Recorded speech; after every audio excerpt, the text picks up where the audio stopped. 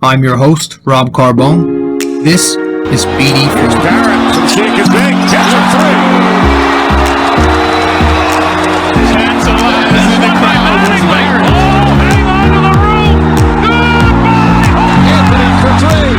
Bang! That one goes down. Gotta put 4 fingers up when Torres comes to the plate. The ball.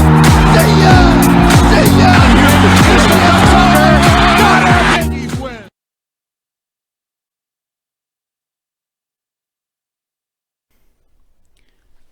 Episode 212 underway here on BD4. Sorry, it was kind of a little delayed, a little bit of a delayed start there. Trying to set up the camera, and last minute I banged my desk and it kind of shifted everything. So I'm just trying to get it recalibrated and everything, focused and everything.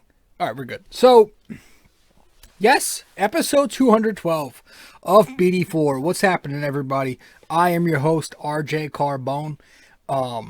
Hope everybody's doing well. As I record, it is a couple hours after the Knicks just completed Saturday night? Friday night? What the hell is it? Friday night victory. So it is a Friday night, a couple hours after the game where the Knicks took down the Washington Wizards without Bradley Beal. Bouncing back from that, those couple of games, was 2 or 3 games in a row where they lost. They lost 2 to Miami. That's what it was. So, yeah, that's where we are. It is a Saturday night once again. Sorry, Friday night once again as I record. But as you are listening to this, it's probably Saturday morning. The usual time as we release these podcasts as soon as possible. As soon as I'm done putting these up, recording these things, I try to put them up as soon as possible. So, as you're listening to this, happy Saturday morning to you. So, hope everybody's doing well. It was a good week for me. Nothing crazy, but, moving along here. And it's already friggin' almost mid-February, which is insane to me. I mean, it's going to be, in a couple of weeks, it's going to be March, dude. It's going to be spring training for baseball. I mean, pitchers and catchers report on the 17th. I believe they just released part of the schedule, or for the MLB. So, wow, shit is moving fast. We're almost 2 months into 2021. I mean, shit. I don't like that, dude. I hate it. I hate how quick shit moves. But I hope everybody's doing good. I hope everybody's staying healthy and staying safe. Crazy times right now, but we are going to keep on moving along here on the podcast and keep doing our thing. So I appreciate you guys for stopping by once again. Anybody who does stop by, I know I don't get anybody tuning into these. Literally, it's just me talking to air. But if there is a chance that anybody at all is tuning in to these piece of shit podcasts that I release every 2 games, thank you for that. If you haven't subscribed yet, you can go ahead and do so right now. Subscribe to BD4 on my website. Follow me on social media if you haven't yet. Subscribe to my blog that I write. In order to find all that stuff and subscribe and follow and all that fun stuff, just go to my link tree. It's probably the easiest way to get all that information. If you go to my link tree, linktr.ee/RJ that'll take you to a page that has just a web of where to reach me. And it'll have my website. Click on the link for that. It'll have a link to all 3 of my social media sites. One link for each: Instagram, Facebook, and Twitter. And then it'll have a link to my blog. So, yeah, just go to my link tree, linktr.ee/RJ.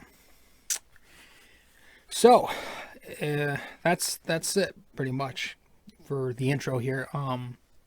Once again, if you haven't subscribed to the podcast, be sure to do that on my link tree. All right. So we are on so many platforms. The podcast is on, we're on your usual podcast feeds, right? Apple Podcast, iTunes, Spotify, SoundCloud, Anchor.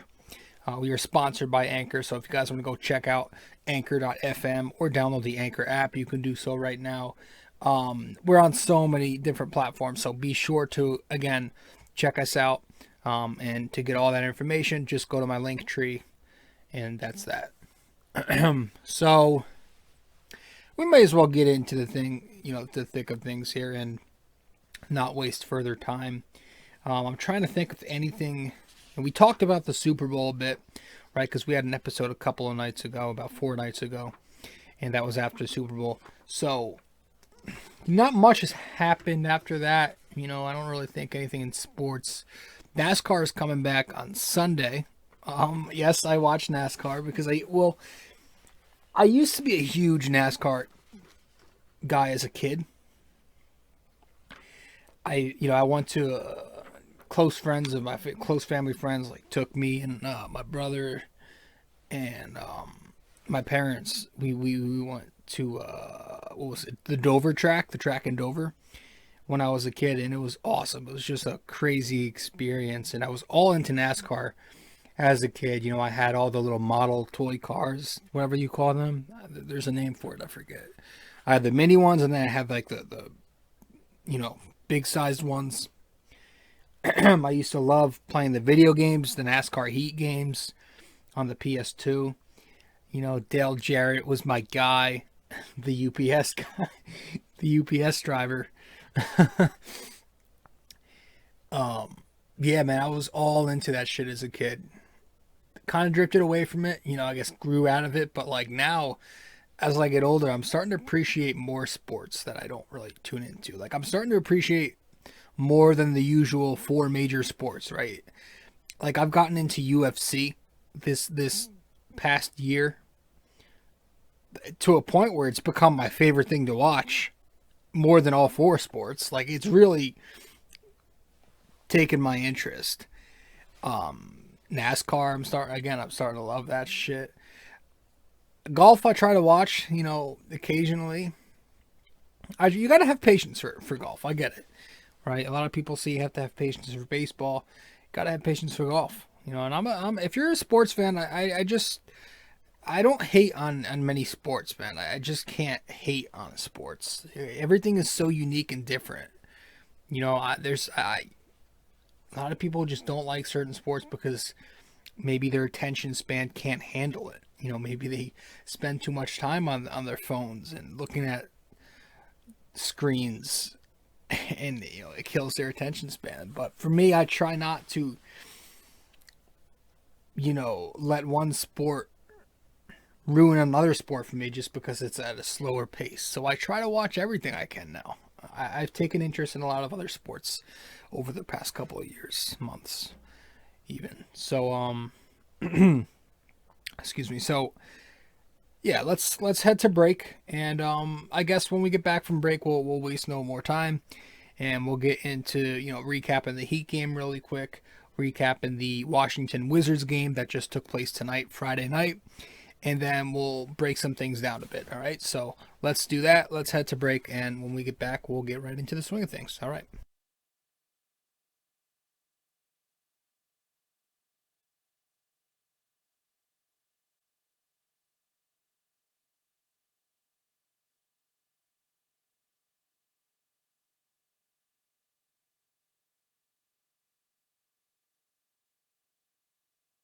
Hey fellas, so really quick before we get back into the show, I do want to remind you that if you haven't yet subscribed to this podcast, or subscribed to my blog, or followed me on social media even, you can do all that by going to my link tree.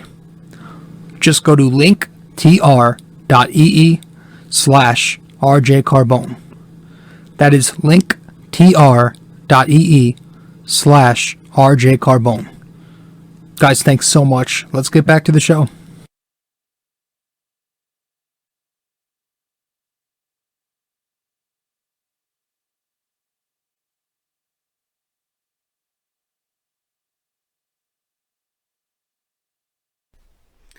All right.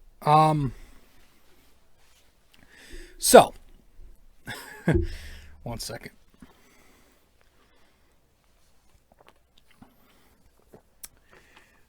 All right.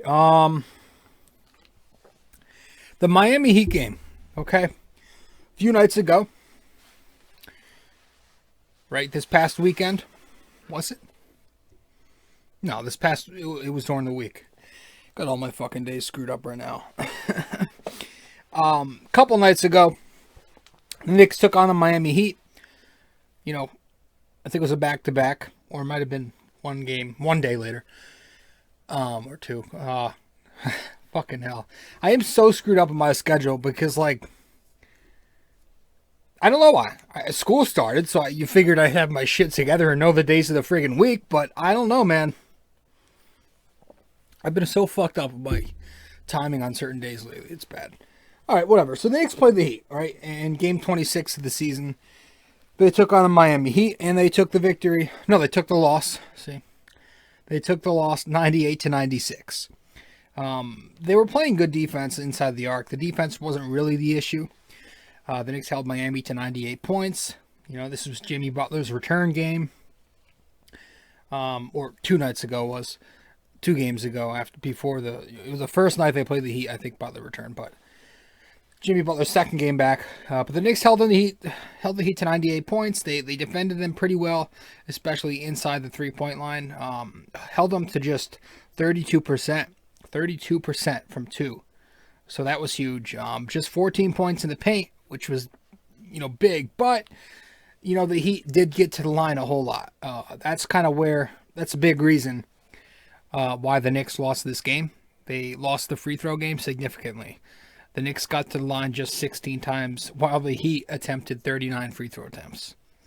A big part of that was Jimmy Butler and Bam Adebayo combining for 31 of those 39 foul shots. So you're not going to get much success when you're, fucking hacking and whacking all night. And the Knicks couldn't stay out of foul trouble. So that was a big issue for them. It also didn't help that in the first half, the Knicks made, in the first half, the Knicks made fucking Kelly Olynyk look like Dirk Nowitzki in his prime. I mean, 17 of Olynyk's 20 points came in that first half. He ended up going 6 for 8 from distance. Just torching them in the first half from the 3-point arc. Offensively, the Knicks were pretty poor too. When you have your key guys, right, your key scorers, and Julius Randle, Immanuel Quickley, and RJ Barrett, those are your bucket getters, right? When you have those 3 guys combining to shoot 28%, and your starting center has just 2 field goal attempts, you're not going to get much of an offensive night, right? So 28% for Randall, IQ, RJ, and Mitch if you toss him in there.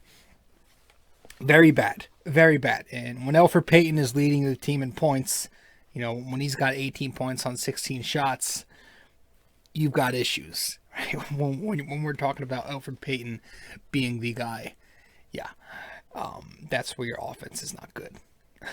Some key moments, Elfrid, even though he, produced, please put that in quotes, offensively, he was pretty poor defensively down the stretch. There was that one play which I thought was a big defining moment, with about 48 seconds left. Elfrid Payton just chasing Tyler Hero on that down screen. Hero pops up to the top of the arc, catches and shoots it, and Elfrid just lazily chasing him on that down screen all the way to the top of the arc, leaving him too much space and taking a terrible angle to get out on him. And Hero just pops the 3, and there you go. Miami had themselves a 97-94 lead with about 48 seconds left. That was a big moment. Obviously, the bigger moment later on, RJ Barrett missing that game-tying, shot in the final seconds. After Butler misses that free throw, the Knicks were down just 2. They still had a shot. Ball goes in RJ's hand. He got the shot he wanted, right? He got his bread and butter, right? That left-handed take on Jimmy Butler, nonetheless, on the drive. So that was pretty impressive. Got a good look at it. Threw it up. It just didn't fall in. It didn't go. It didn't fall. But, it was a good learning experience that he needed to have. I honestly think so. I'm not going to sit here and yell bust like I'm sure all the irrational casuals will. That's beyond me. I don't know why people would do that, but people like to be reactionary here. But I did, I like that he took the shot, and I also like that Tom Thibodeau gave him the freedom to take that shot following the timeout, right? I'm happy he designed a play for RJ Barrett, and it wasn't for, Reggie Bullock or Julius Randle, who was struggling bad, right? He did take that shot with about 10 seconds left. That was just a very piss poor shot, and he bricked it. Especially following up that clutch shot by Quickley.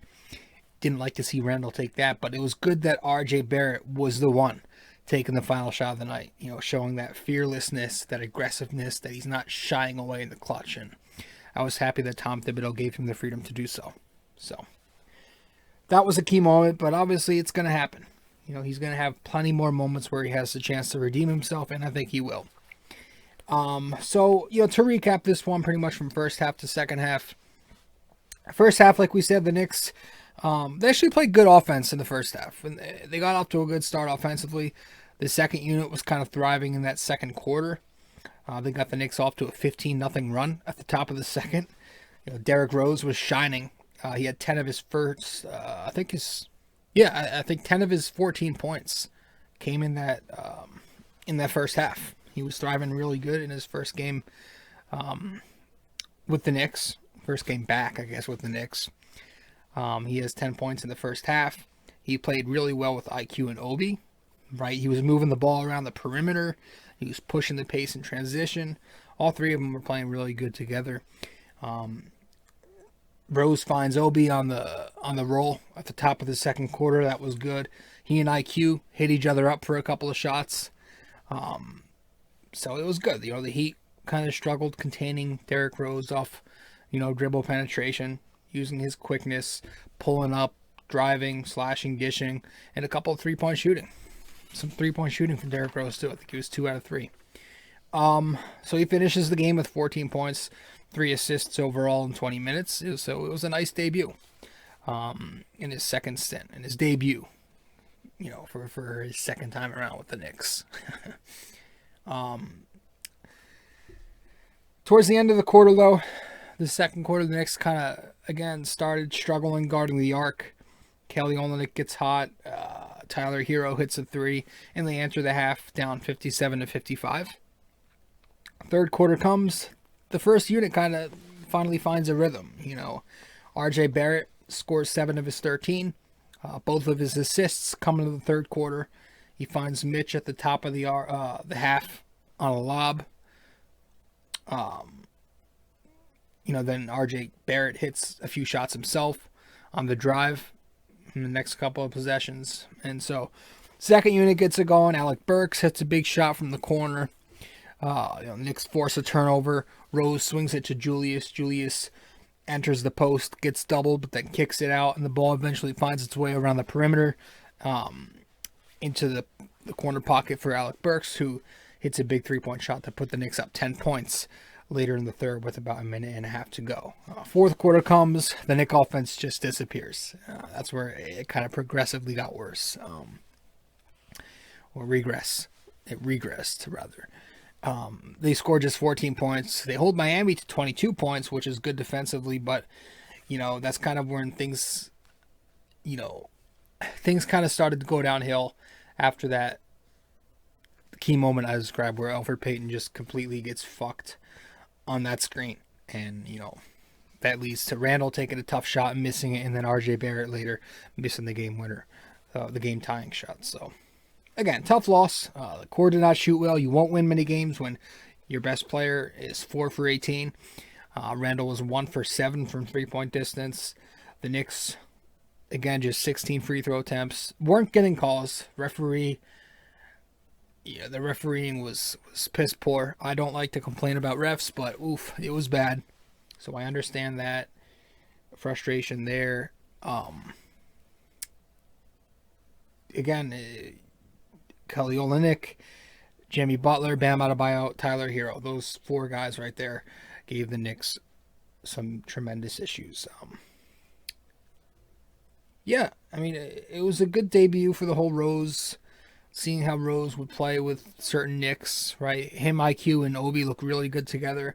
IQ didn't have the greatest shooting night, but they looked, they coexisted well. And IQ played off the ball. He wasn't on the ball that game, and it was the same story tonight, which we'll get to in a second. But all three of them looked like they coexisted pretty well. Obi looked really good. He looks so good without Austin Rivers on the floor. Rivers is kind of the odd man out in the rotation now. Now that Rose is here, and it's funny because every time he was on the floor, he would just shrug off Obi Toppin. He would never kick to him, and Obi was left as the spot up guy. But now he's getting to the dunker spot. He's playing in the short roll, and we're seeing a lot of Obi Toppin the way we want to see Obi Toppin playing down low. So he's been thriving of late. Had a good night against the Heat. Burks was 11 points, 3 for 6 from three-point distance, and he had 6 rebounds. Mitch and Noel, they were great defensively, but, same story. Mitch had just 2 fucking field goal attempts. When are we going to start feeding this guy more? But, we find out tonight he's hurt, and we're going to get to that. Elfrid Payton, pretty average, but because he sucks so much, it's seen as remarkable whenever he doesn't have a shit game and has just a slightly above average game. But if you watch him, and I'm not hating, still plenty of times where he misses open passes, dribbles too much, just doesn't play good enough defense, just takes too many shots when he has it going too. Just not the guy you want.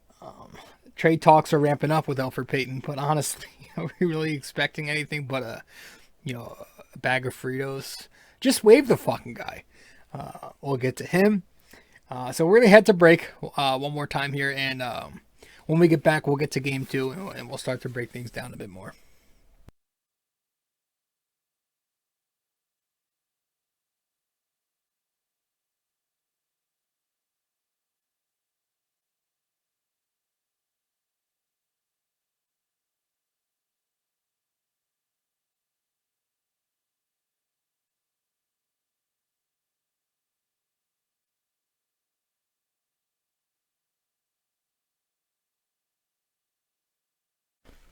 All right, so game 27 of the season took place tonight.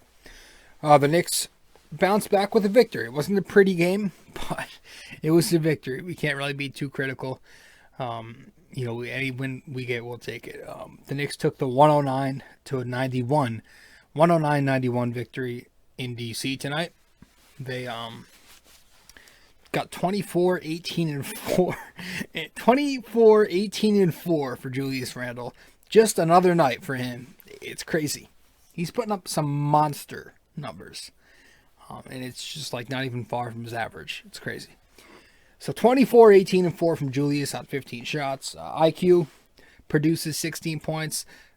Really bad shooting night from him, though. Rose produces 14 points, 6 assists, and has 4 steals. Goes 7 for 11 from the field. And Mitch killing it before he got hurt. In the first half, he has 10 points and 14 rebounds, 2 steals in the first half alone. Just killing it on the offensive glass. Obliterating Alex Len. And just killing the Washington Wizards. And he gets hurt. We find out he gets hurt. The Knicks defense was fine. Knicks defense was really good, actually. Wizards just, 27% from three-point distance, just 38% overall, and 91 points. So that was good.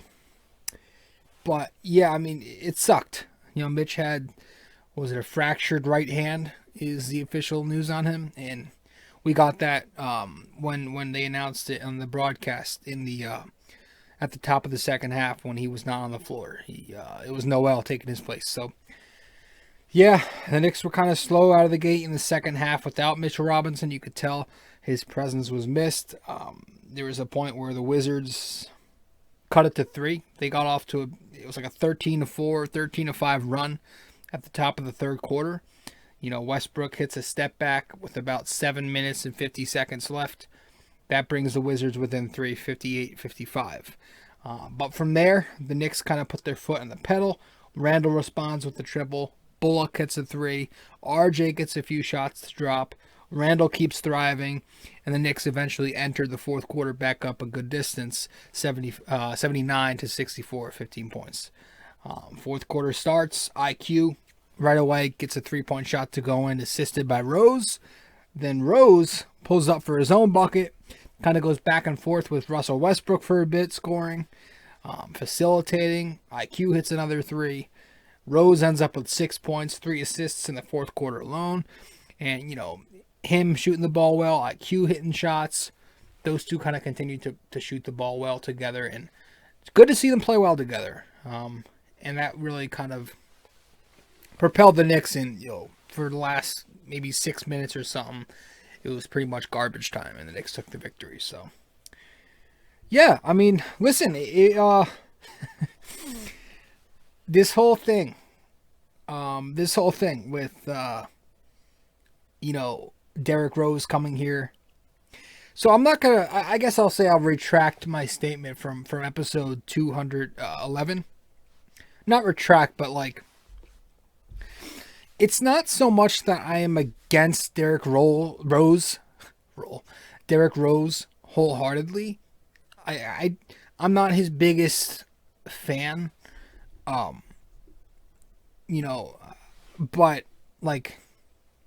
just from a strict basketball standpoint, it's more so what we're going to do with the point guard rotation now that he's here, right? It's not so much Rose, but rather, it's another guy at the point guard spot affecting Quickley's minutes.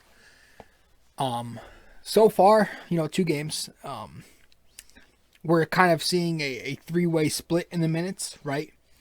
I like that Derrick Rose is playing really good with, again, IQ and Obi right now. But eventually, man,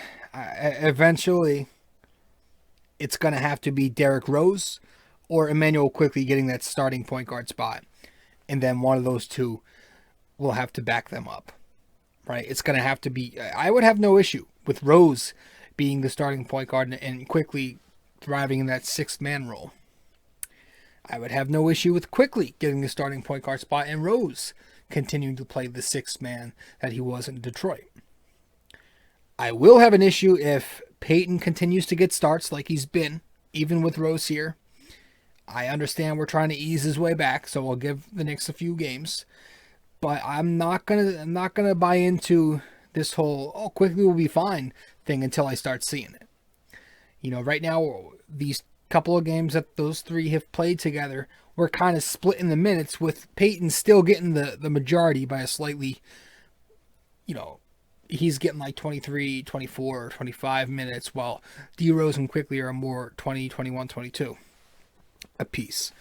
Eventually we're still going to have to fucking figure out a way to where both of these guys, Rose and Quickley, are the primary point guards here, right? They're getting the chunk of point guard play, and Peyton's not.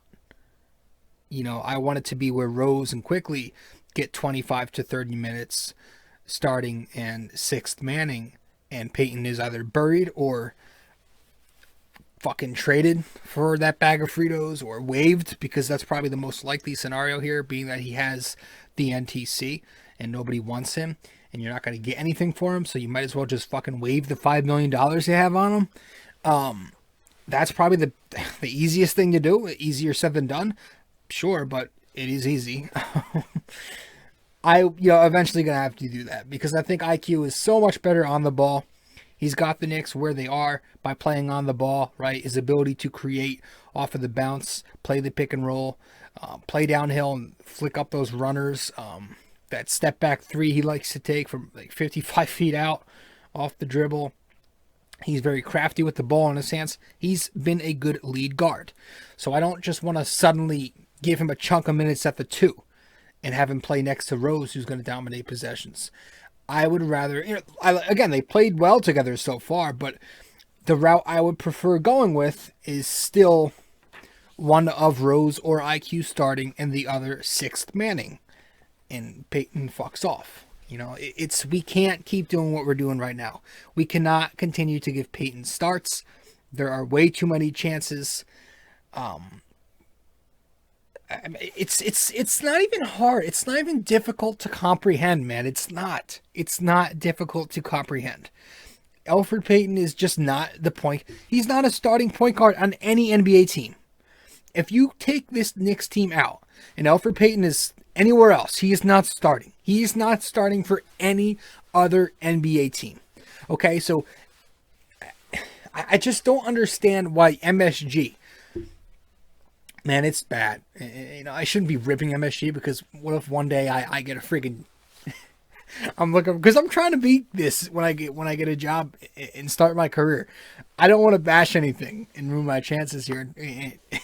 But like MSG Network, you know, it's the same shit with all these, you know, home biased networks. They're just up the organization's ass to a point where it's so cringe. Like they are like MSG with Elfrid Payton. I don't even know why it's this way, but they are like Yes Network when they shill Gary Sanchez. And it sucks because Gary Sanchez is at least somebody who has a sliver, maybe, of talent, or at least one time did. Elfrid Payton was never a talented guy. He was never a guy coming into the league who was expected to be anything but what he is now. You know? Like, he is so hyped up to a point where I miss the shilling for Gary Sanchez because at least it had some, you know, maybe a percentage of logic. But the Elfrid Payton shilling by MSG makes zero fucking sense. I mean, this is somebody who cannot shoot the basketball. He's a liability. So whenever he doesn't have the ball in his hands, he is completely useless. It's pretty much 4 against 5. When he has the ball in his hands, all he does is drive into the paint, either flick up that floater that misses 70-80% of the time, miss an easy open layup, over dribble and do that stupid some spin and just dribble around the paint, or it's just some stupid shit and miss open passes. So many people are open and he just misses them. You know, last year it was the fact that he played patty cake with Julius so much. I can't tell you the amount of times I've seen him miss Julius on the perimeter. He doesn't even think RJ Barrett exists. I can't. He's not an NBA starting point guard. He's not. And here are the Knicks with some options now. D Rose, IQ. You would have to think Tom Thibodeau's a good coach. He's a smart dude. He's got experience as a winner. He's coached Derrick Rose for years. He knows good point guards when he sees them. You would have to think there's, but when? When is it coming? When is the trigger going to be pulled here? You know, is he under a puppet string by Scott Perry? Because, you know, Payton is Perry's pick. Perry spent time with Payton in Orlando for years. Perry advocated for Payton to come here. He's the one who brought him in. Is that what it is? Is it more an influence from the FO here? I don't know. I don't like it. I can't stand it. We are now 27 games into the year. So 27 out of 72 is that's, you know, a bit over a third into the season, almost 40% of the season. I mean, like, oh, he's not good. He's not good. The Knicks are so much better whenever he leaves the floor. You know, 80-90% of his games are going to be, you know, 8, 9, 10 points, sub 40% shooting. When he has his great games that MSG likes to tout, they're not even good. They're like 18 points on 18 shots. 0 for 2 for 3. Fucking, you know, 4 assists and 2 turnovers. That's like the best you're going to get out of Payton with mediocre defense. That's the best you're going to get. That is the Elfrid Payton at his peak. You're going to get at his peak. Elfrid Payton is mediocre. Okay? The majority of the time, Elfrid Payton is well below average. He's not a modern point guard. He doesn't do good things. He's not even part of the future. He's just some short-term veteran place-holding fucking stopgap, whatever you want to call him. And it just doesn't make sense. He doesn't make the team better. He's not here to be developed. Yet, he's getting the privilege of starting every night for 30-plus minutes. Have those minutes reduced a tiny bit since the Rose trade? Sure, but he's still leading of those 3 point guards in the rotation. And that's eventually I don't even want this platoon of 3 guys. I want it to be Rose and IQ. Rose and IQ. Rose and IQ. All right, that's my little rant there. It just I can't with MSG. Breen and Clyde have even hopped. Wally is always up their ass, but Breen and Clyde have even hopped on this Peyton train lately. I mean, Clyde constantly talking about his defense. What defense, dude? Where do you see this defense? Where? He's on the guy's fucking hips every night, chasing him around. Replay that Miami Heat game. Again, Tyler Hero roasted him. Chasing him around that down screen. Fucking shit. He doesn't play defense. It's like we have these narratives and we stick with these narratives because nobody notices. He scored 18 points on 18 shots. So much better than his usual. So let's act like it's amazing just because it's so far from his norm. It's like, really, dude? Really? That's where we are? We're just going to completely shill him. I mean, come on, man. What happened to opinion? You can't even have your own fucking opinion on shit? God, everybody's so fake today, man. Everybody's so fake. You can't even have your own friggin' opinion. That's why I like this podcast, because I can say what the hell I want. And not get canceled, because I'm not sponsored by anything tremendous. But Anchor's of course tremendous. Anchor's the best. By the way, if you guys want to listen to this podcast on Anchor, you can do so by downloading the Anchor app or go to anchor.fm. You can also start your own podcast for free, and you can get paid if you download the Anchor app or go to anchor.fm. But yeah, man, I mean, MSG is just so pathetic sometimes with just the way they shill. I can't take it. I can't. They're just constantly up their ass. If it's not the defense, it's when he has a decent game every 2 weeks or whatever, they'll use that one game and they'll ride it for like the next week. Fucking really? They'll use the veteran leadership excuse, which is so tiring. That as well is what Yes Network loves to do with Brett Gardner. I mean, I want to fucking scream to the top of my fucking lungs. Like, ranting about it on Twitter, Facebook, that used to feel good for me. Now I do it, it doesn't do a thing. I need to scream, I need to fucking bite something, bite a pillow, scream into a pillow, I just spit into the fucking camera. It's not helping. I am gonna flip the fuck out. If we not only have to keep seeing Peyton get these big minute starts, but we have to hear the BS that I don't even think MSG believes what they're saying. But for some reason they say it just because I think they just want to get paid by the organization, continue to be on the payroll for the fucking Knicks and not get themselves in trouble. I don't fucking know. But it's gotta end. That combined, every fucking night, man. I am sick of it. There's nothing positive that Elfrid Payton does for this Knicks team. There is nothing positive. I don't give a fuck how annoying and arrogant I sound. That is the absolute truth. And any Knicks diehard who watches this team at least 60% of their games will tell you the same fucking thing. He does nothing productive for this team on a night-to-night basis. His best nights still don't help this team much, if they do at all. It's barely. And he doesn't have them often. He's fucking bad. And he needs to get the fuck off this team. I'm sure you're a nice guy. Blah, blah, blah. But I am tired of Tom Thibodeau treating him like he's a king. Of MSG treating him like he's going to fucking break out and become Rajon Rondo. He's fucking who he is at this point. Can we please just do a rotation of IQ and Rose? Whoever you want to start between the two of them, I don't even care. Just do one of that. Do one of those two guys starting, the other backing them up. All right, let's head to break so we can get...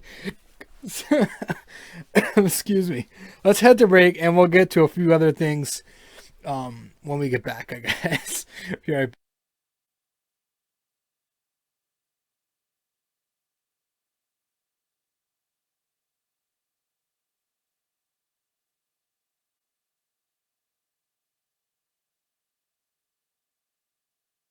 Hey fellas, so really quick before we get back into the show, I do want to remind you that if you haven't yet subscribed to this podcast, or subscribed to my blog, or followed me on social media even, you can do all that by going to my link tree. Just go to linktr.ee/rjcarbone. That is linktr.ee/rjcarbone. Guys, thanks so much. Let's get back to the show.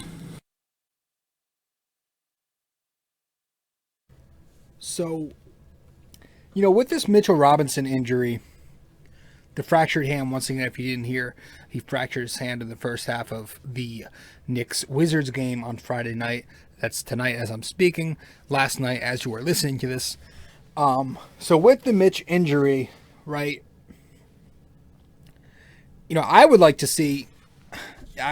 to see Obi Toppin finally get some minutes at the small ball 5. But as we know, our coach here is Tom Thibodeau, and he likes to favor the vets, and of course he's going to favor Taj Gibson, being that he probably advocated for him to come here. As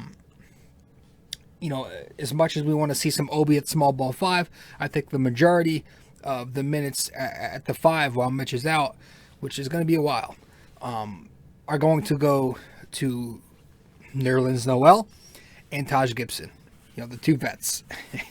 Not that they're terrible. They've been doing serviceable jobs for the Knicks this year. I'll give them that. Taj hasn't played much, obviously, but he's a Tibbs guy. And then Noel has been, he's one of the league leaders in blocks, and he's not getting a ton of minutes. So he's probably going to be starting. Taj is going to be backing him up, and they'll probably get 25 minutes apiece.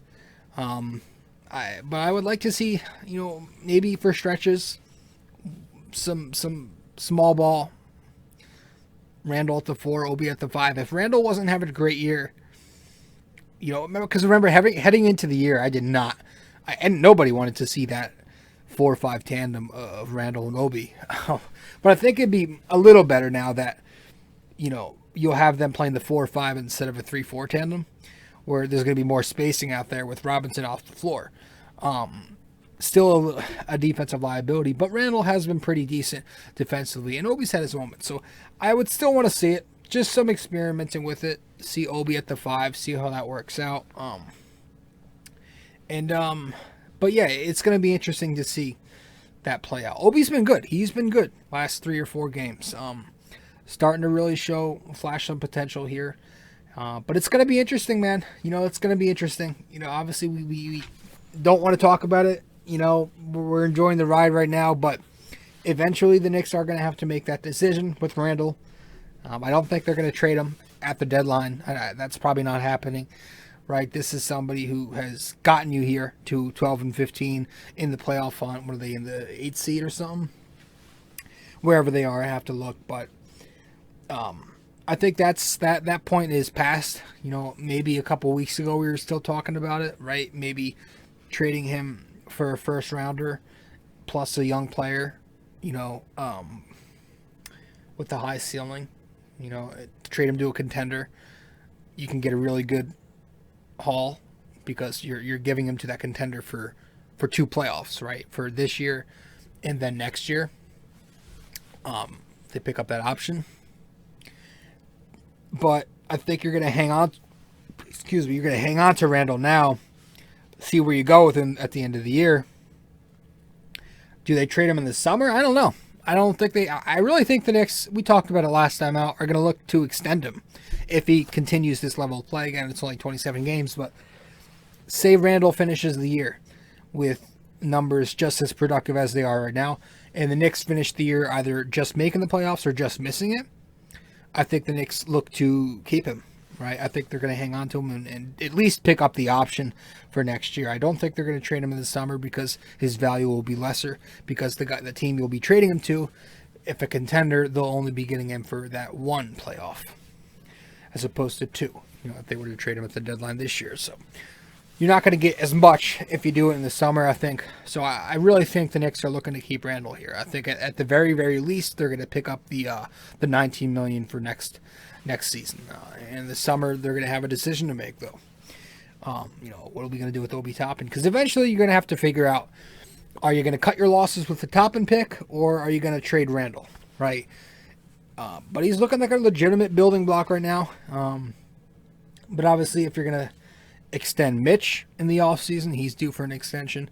There's just no possible way you can go with a 3-4-5 of Obi, Randle, and Mitch. Not in today's NBA. Not unless you have fucking Steph Curry and Klay Thompson in your backcourt. And the Knicks don't have Steph Curry and Klay Thompson. Who do they have? They have Elfrid Payton, Derrick Rose, and RJ Barrett in their fucking backcourt. So that's not exactly sharp shooting. But no, at this deadline, I think Randle's safe, but there are some rumblings. Bradley Beal, Zach LaVine, Lonzo Ball, JJ Redick, both of them play for the Pelicans. The Oladipo rumors have been surfacing for a while now. I don't know about the Beal thing. I don't think that's realistic right now. I don't think the Knicks are going to try to trade for him, but if they were to, I don't think they're at that stage yet. I really don't think the Knicks are at a stage where they can trade for a superstar player just because they don't have the depth on their roster to do so. It would probably require one of RJ Barrett or Julius, plus Knox, Frank, and maybe 2 first-round picks. They have 7. Knicks have 7 draft picks in the next 4 years, so at least 2 of those plus an RJ or Julius plus Knox and Frank. Right, that's probably what. If you're going for Bradley Beal, that's going to be the very least of the package. So, do you do that? Do you really replace one of your core pieces, leverage some of your future, get rid of one of the only shooters on this roster for Bradley Beal? Does that really bring the Knicks more victories? Right, Beal is in his prime. He's balling 35-5, whatever this year, scores 40 any given night. He wants out of Washington because they're just a fucking mess. They're not a good basketball team. They don't have much depth around him and Westbrook. If the Knicks if they give up the King's ransom for Beal, what I'm saying is it going to be like a Melo-esque type of thing again, where he comes here and he doesn't have much help? And he just wants out, like a Porzingis-esque situation too, where you have a disgruntled star. That's where I'm worried. I would wait until we become we have more of a solidified foundation, and we develop a more respectable resume. See where we finish out the year. Try to attract some decent players in free agency. See how you start the next season, then maybe trade. I don't know. I don't fucking know. I just don't think it's the right time. I don't think they have the depth to, win, even if Beal were to come here. But it's worth thinking about, right? I would, it's not that I wouldn't trade RJ Barrett or Julius for him. I would. I would just hope that I would only do it if we had more to complement Beal with, and we don't. You're giving away, if the Knicks had more talent, I would do it. But the Knicks don't have that much talent to where you could really sustain success by swapping a good player for a greater player, even, if that makes any fucking sense. The Oladipo thing is a little different. Coming off the injury, playing good, but he is on an expiring contract, so there's that risk that even if you give up a decent amount for Oladipo, you might lose him in the summer. But he can score, he can shoot, he can create, he can distribute. Wouldn't be opposed to that. Lonzo Ball, I wouldn't be opposed to that. He could play the 1. Think he plays some 2. Good floor general, can shoot the 3. Inconsistent from 3, yeah, but he's shown improvements. Great playmaker, great defensive player. Those are his 2, I think, greatest assets right there. I would take Lonzo Ball. Again, all these are you would consider. You just have to consider the price and everything and who they're taking minutes from, right? JJ Redick, I like JJ. I think JJ, if there's a guy you want to get right now at the deadline, I think JJ is the guy. You know, somebody who doesn't need the ball in his hands to thrive. A good shooter off of pin downs, catch and shoot, spot up 3-point gunner, veteran experience. You know, we love that so much. I think that's the type of guy I think I really want. Somebody, you know, some type of wing guard who can score the ball without the ball being in their hands for the entire possession, right? A catch and shoot, spot up gunner. And JJ Redick is that guy. He's been in the playoffs over, you know, for the majority of his career. He's experienced, you know, winning to an extent. He's a very efficient, over 40% 3-point shooter. I would take him in a heartbeat. He has the Knicks and I think the Nets on his 2 preferred destinations for trade because he does want out. You know, he lives in Brooklyn and he commutes. Well, he did commute to Philly when he was over there. But right now he's with New Orleans. So he wants to kind of come back home and play for the Knicks or the Nets is what I'm hearing. So I would take him. You get a guy who could space the floor. And the Lord knows the Knicks need 3-point shooting. They need that floor to be spaced out. You know, so RJ, Julius can work. And then the Zach LaVine, you know, he's balling this year too. He is balling out. There's the whole thing. Does he just put up empty numbers on a losing team? Yeah, but the Bulls are never good. They haven't been good with or without him. So you don't know how real those rumors are. I don't watch the Bulls, so I can't tell you, you know, if he's just a stat patter or not. But I don't know. It's going to cost a fucking boatload of picks. And again, probably another one of your top players. So I don't know if I do that for Zach LaVine. I would do it for Beal, not LaVine. But yeah, I mean, honestly though, I think the Knicks, what they're going to do is stand back this deadline and just, you know, kind of stay on par here, stay on course of what they're doing, which is focusing on winning and player development. And I think that's the right thing to do. Maybe make a couple of small moves. But if they do make any, I would hope for one of these moves to be for a shooter who doesn't need the ball in his hands, right? We have enough shot creators who can't shoot. So let's get the opposite of that. You know, a spot up gunner. So that's that, you know. Kevin Knox played tonight. He got some garbage minutes, but you're thinking maybe he'll be kind of implemented back into the rotation. That'd be nice. He was shooting the ball well. He was playing better this year. The defense wasn't as bad. He became an offensive threat from the corner. So it sucked that he got kicked out of the rotation for, you know, struggling for about a week, but whatever. I would still play the guy. He's more consistent than Bullock has been. Bullock's having a cute little run now, but I mean, kind of cooled off tonight. Maybe Kevin Knox gets some more minutes at the 4. Obi slides up and plays some more 5 now, like we said, with Mitch out. Maybe we'll see more of that. But yeah. Excuse me. I think that's it.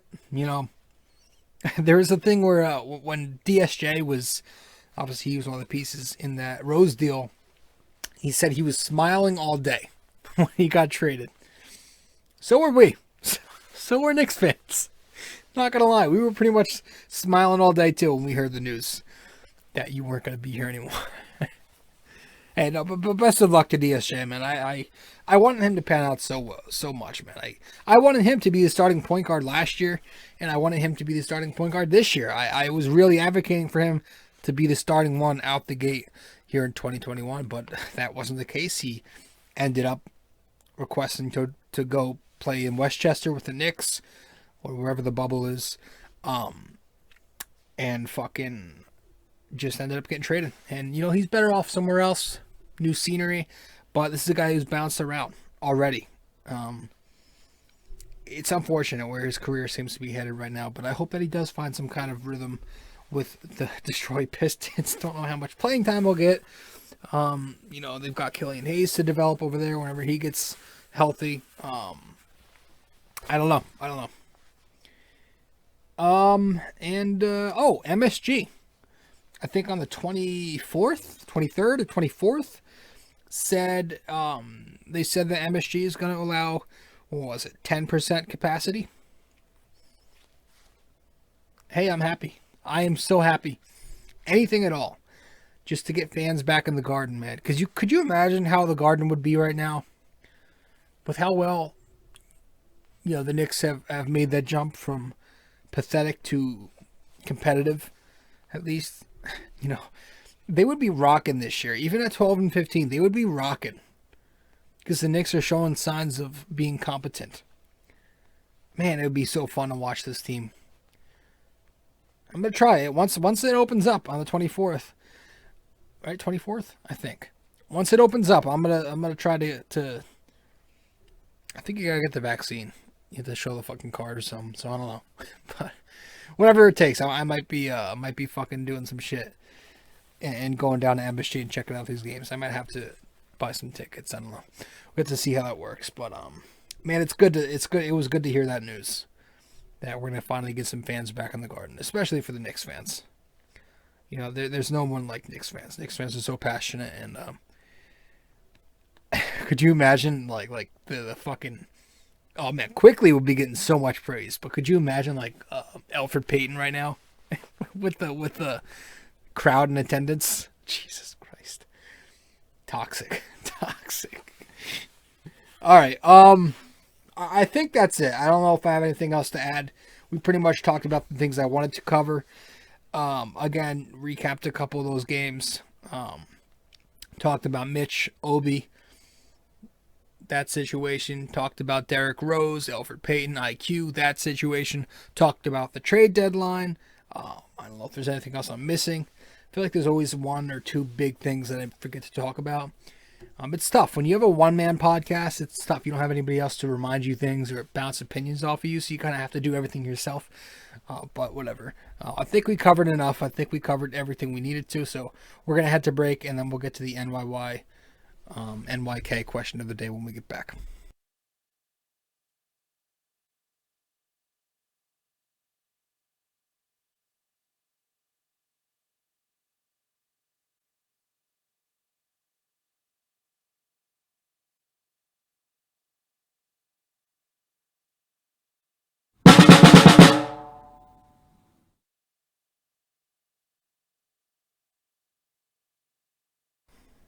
All right, so last time out, guys, in episode 211, the NYK question of the day was, who leads the Knicks all-time in free throw attempts?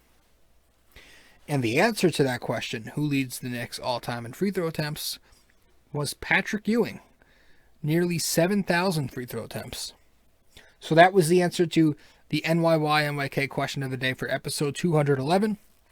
But for tonight's episode, for this episode of the podcast, for episode 212 of BD4, our NYK question of the day, going back to, the 2014 season? How many rebounds did Carmelo Anthony have in his 62-point game?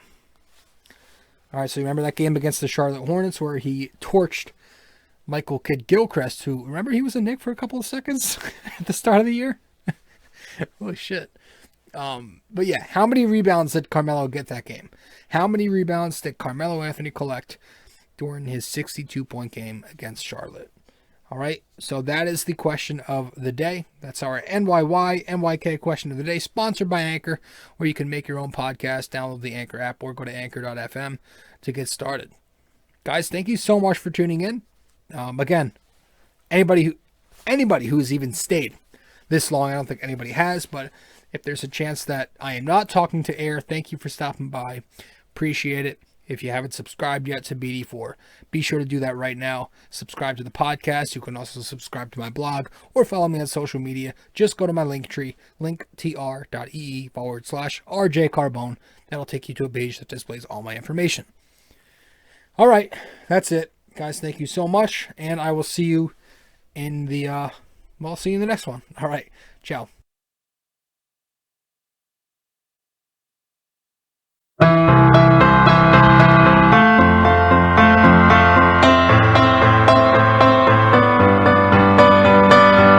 This podcast is sponsored by Anchor.